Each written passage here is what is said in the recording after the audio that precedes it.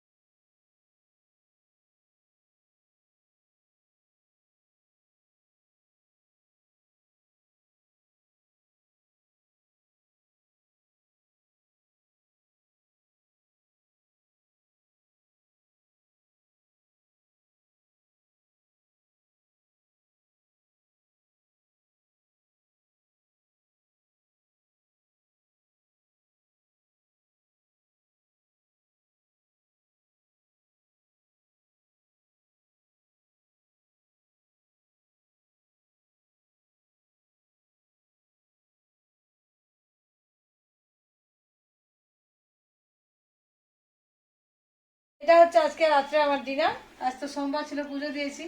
তো সারাদিনের মধ্যে আমি একটা 5 টাকার বিস্কুট খেয়েছি সকালে, আর আমি কিচ্ছু খাইনি। একটা 5 টাকা কি বিস্কুট, এটা ওটা গোল কি নীল রঙের, গুড ডে, একটা গুড ডে বিস্কুট খেয়েছি। আর সন্ধ্যেবেলা বোধহয় কলা খেয়েছিলাম দুটো, না আরও এখন অনেক প্রচুর কলা আছে। আমি একটা কলা নিয়েছি, আর এই পাউরুটিটা, এত বড় পাউরুটি নিয়ে এসছে দোকানে, যে এই হোটেলের যেটা বাচ্চা ছিল আছে ওকে আনালাম। 30 টাকা দিয়ে একটা এত বড় পাউরুটি নিয়েছি। আমি এইটাই নিয়েছি, এটা পুরোটা মধ্যে খেতে পারবো না। আর নিয়েছি একটা ছোট্ট সন্দেশ, এটা সন্দেশ না, প্রসাদেরই, এটা যে পুজো দিয়েছিলাম সকালে, সেই প্রসাদের সন্দেশ। তো চলো আজকে এটা খাওয়া দাওয়া করি। আর শেষে আজকে ব্লগটা বেশি করতে পারিনি, প্রচুর কাজে ব্যস্ত ছিলাম। কাজ দেখাবো যতটুকুনি হয়েছে, না কাজ দেখার সময় পাইনি, প্রচুর কাজে ব্যস্ত ছিলাম, না ফোন অন করতেই সময় পাইনি। তো যাই হোক, যতটুকুনি হয়েছে, যদি ভালো লেগে থাকে অবশ্যই লাইক কমেন্ট শেয়ার করে দেবে। আর দেখা হচ্ছে আগামীকাল একটা নতুন ব্লগে। আশা করছি কারা তো কিছু তোমার সাথে শেয়ার করতে পারবো। তো চলো, ভালো থেকো সকলে, দেখা হচ্ছে আগামীকাল। Good night. চলো, আজকে সকাল সকাল রেডি হয়ে বেরিয়ে পড়েছি। দ্বিতীয় দিন, এটা দ্বিতীয় দিনের সকাল। আর সকলকে জানা আজকের গুড মর্নিং, ভালো থেকো সকলে। তো কর্তা গিন্নি মিলে বেরিয়ে পড়েছি। ছেলে আজকেও যথারীতি ঘুমোচ্ছে। সামনে মন্দির দেখে এসেছিলাম গতকাল, সেখানে যাচ্ছি আবার স্নান টান করে পুজো দিতে, পুজো দিয়ে আসবো। তো চলো, এখানে আমরা পৌঁছে গেছি। যা যা ফুল নেবার আজকেও যথারীতি নিলাম। আজকে নিয়েছি একটুখানি তুলসী পাতা, আর লাল জবা ফুলের মালাও নিয়েছি। তো চলো, আমার সমস্ত কিছু নেওয়া হয়েছে, এবার পুজো দেবো। তো এখানে যে কর্তা এসেছে, কর্তাও প্রণাম করছে, আর দুজনে মিলে একটু পুজোটা দিচ্ছি। তো এই হচ্ছে মন্দির, পরিষ্কার পরিচ্ছন্ন। গতকাল সোমবার ছিল বলে একটুখানি ভিড় ছিল, আজকে অতটা ভিড় নেই। তো আজকে একটু তাড়াতাড়ি এসেওছি আমরা, কেননা যেহেতু আজকে আমরা এখান থেকে বেরিয়ে পড়বো, প্রচুর কাজ আছে, ওই জন্য সকাল সকাল চলে এলাম। আজকে আর সময় নষ্ট না করে, আজকে আর গতকাল একটু তার দেরি হয়েছিল, কারণ গতকাল তো সেই সকালবেলা পৌঁছেছি, ফ্রেশ হতে আর কিছু সময় লেগে গেছে। তো সেই জন্য আমাদের একটু সময় লেগেছিলো। আজকে একদম সকালে চলে এসেছি। ঠাকুরমশাই সেই মাত্রই খুলছে না, তখন আমরা এসেছি। তো যাই হোক, চারদাটা পরিষ্কার পরিচ্ছন্ন হয়ে গেছে। এবার একটু তাড়াতাড়ি পুজো করে নেবো। এখানে বজরংবলীর মূর্তিও আছে, আর মা লক্ষ্মীর মূর্তি আছে, সব কিছুই আছে। তো আজকে বজরংবলীর পুজো করার জন্য এসেছি অবশ্য। আর সেই সাথে একটু শিবের মাথাতেও জল দুধ ঢালা হবে। গতকাল তো আমি দুধ আনিনি, তো যে ভদ্রমহিলা আমার আগে পুজো দিচ্ছিলেন তোমরা দেখেছো, ওনার থেকে একটুখানি দুধ নিয়ে আমি ভোলেনাথের মাথায় দিয়েছিলাম। তো যাই হোক, চলো ঠাকুরমশাই আজকেও আমাদেরকে দেখে খুব খুশি, যে আজকেও এসেছে, বলি হ্যাঁ পাশেই আছি তো আমরা, তাই চলে এলাম। তো ছেলে আজকেও ঘুমোচ্ছে, এখান থেকে গিয়ে ওকে তুলবো আর এখান থেকে সামনে খাবার নিয়ে যাব। কাল থেকে তো ঠিকঠাক করে খাওয়া হয়নি, তো এখানে পুজো করে বেশ মনটা বেশ ভালো লাগছে। এখানে নন্দী মহারাজ আছে, বেশ নন্দী মহারাজ বেশ বড় সড়ো সাইজের আছে। আমার বাড়িটা খুবই ছোট হয়ে গেছে, তো যাই হোক বড়ো দেখে এটা পরে আমি নেব ভাবছি। আর সকাল সকাল পুজো দিলে কি মনটা বেশ শান্তি লাগে। তো চলো, পুজো দেওয়া হয়ে গেছে, এখানে টিফিনের বন্দোবস্ত হচ্ছে। এখানে আছে রুটি আছে, লুচি হচ্ছে। তো লুচি তো সকালবেলা কেউ খাবে না আমাদের, ওই জন্য আমরা মুড়ি অল্প করে মুড়ি খেয়েছিলাম আর রুটি সবজি নিয়ে নিয়েছিলাম। তো চলো, এখানে আমরা সবাই মিলে বেরিয়ে পড়েছি আজকে আবার কাজ করতে। তো খানিক দূর যাওয়ার পরে কর্তা আর দোকানের যে স্টাফ ওরা অন্যদিকে চলে যাবে, আর আমি আর ছেলে আর একদিকে যাব। তো ভাগ ভাগ না হয়ে গেলে আজকে সময়টা একটু মানে যেহেতু একটু দরকার আছে, আজ রাতেই বেরিয়ে যাব, তো যতটা সম্ভব কাজ সেরে নেব। এখানে আমি আর ছেলে মিলেই করছি কাজটা। কর্তা আর দোকানের যে স্টাফ তারা অন্যদিকে আছে। আমাদের সব কিছু বিলিং হয়ে গেছে, এখানে প্যাকিং চলছিল।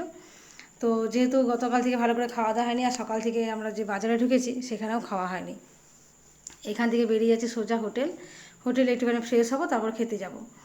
আর যে মালগুলো প্যাকিং হলো ওগুলো আমাদের নাইট বাসে যারা যেখানে করলাম ওরাই বাসে তুলে দেবে, আমাদেরকে ওনার ক্যারি করতে হবে না। তো চলো, আমরা এখন চলে এসেছি আমিনিয়াতে বিরিয়ানি খাওয়ার জন্য। যেহেতু এসে থেকে ভালো করে কলকাতা এসেছি আর ভালো মন্দ খাইনি, সেই জন্য একটু মনটা কীরকম লাগছিলো। গতকাল অবশ্য ছেলেকে খাইয়েছি চিকেন মোমো, তো ওর অবশ্য ভালো লেগেছিলো মোমোটা খেয়ে। আর আমার তো উপসেই গেছে, তো আজকে দুজনে বসেছি, একটু অর্ডার দেওয়ার পর দুজনে বেশ মিলে বেশ গল্প করছি।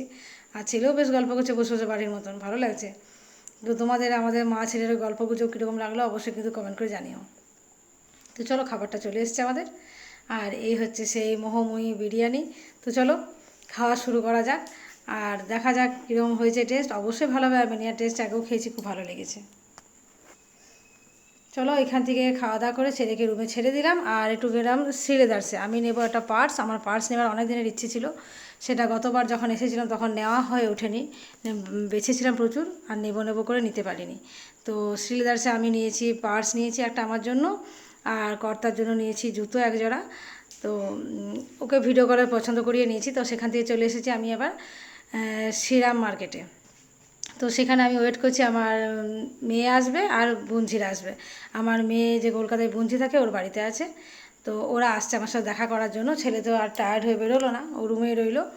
তো আমি এখানে একা একা কী করবো, একা একা এখন ওয়েট করছি। আর দেখো পতাকাটা কী সুন্দর দিয়েছে, জাতীয় পতাকাটা কী সুন্দর করে টাঙিয়েছে। শ্রীরাম মার্কেট তোমরা এর আগের ব্লগেও দেখে থাকবে আমার, এখানটা আসতে বেশ ভালো লাগে, কিন্তু কিছু কাজ নেই আর প্রচণ্ড টায়ার্ডনেস তো আছে, ওই জন্য আমি কোথাও ঘোরাঘুরি করিনি, একটি জায়গায় চুপচাপ দাঁড়িয়ে আছি যে কখন ওরা আসবে।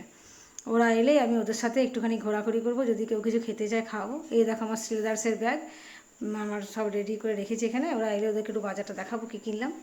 একা একা ঠিক পছন্দ করা যায় না তো। তো চলো, তোমার সাথে গল্প করতে করতে এই যে ওরা আমাদের খুঁজছিল, তো আমাকে খুঁজে পায়নি। তো এখানে এই যে আসছে 3 মূর্তি।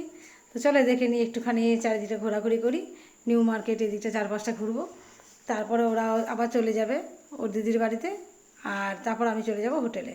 তো চলো এদেরকে একটু এখানে ঘোরাঘুরি করে নিই, মেয়ে যদি কিছু কেনাকাটা করতে চায় সেটাও কিনে দেবো। তো ওদের আর কিছু কেনা হয়নি, আমার তো নিয়ে বেরিয়ে গেলাম, কারণ আমাকে আবার যা আছে হোটেলে সব কিছু প্যাক করতে হবে, প্যাক করে আবার নাইট বাসে ফিরে আসবো, তার তো একটা প্রস্তুতি আছে বলো। তো সেই জন্য আমি এখান থেকে এখন চলে আসছি রুমে, ওদেরকে এখান থেকে টাটা করে দিলাম, ওরা এখন কিছু ঘোরাঘুরি করবে বা কিছু কেনাকাটা করবে।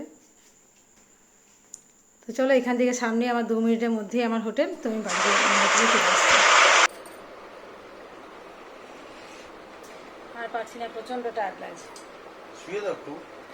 শুয়েছিলাম, তুমি এলে তখন। এটাই সমস্যা চা খাওয়া।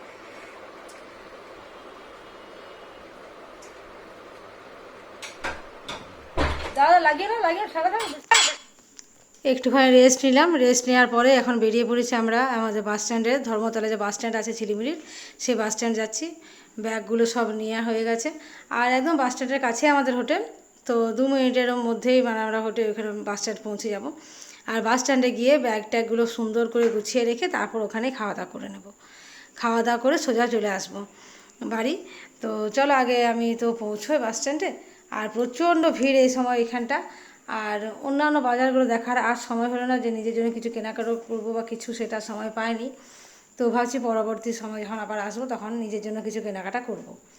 ছেলেকেও এবারে কিছু সেরকম কিনে দিতে পারিনি, ওকে বলেছিলাম চল যদি তোর কিছু লাগে কিনে নিবি, কিন্তু সেটা আর হলো না। তো এখানে যাই হোক, পরের বারে ওকেও বলেছি কিছু কিনে দেবো। তো চলো এখন যাই, এখন কিছু খাওয়া দাওয়া করবো এখন। তো খাওয়া দাওয়া করেছি, আমরা রুটি তড়কা খেয়েছি, অবশ্য রুটি তড়কা ডিম ভাজা। তো চলো আমরা এবার এখান থেকে বেরিয়ে পড়ছি।